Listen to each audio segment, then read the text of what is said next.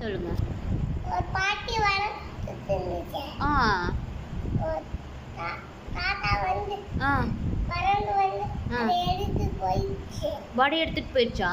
ஆமா. அப்புறம் அப்ப தாத்து பறந்து போய் ஆ அந்த இங்க வர மலையில உட்கார்ந்துச்சு. ஆ ஏனா மலையில.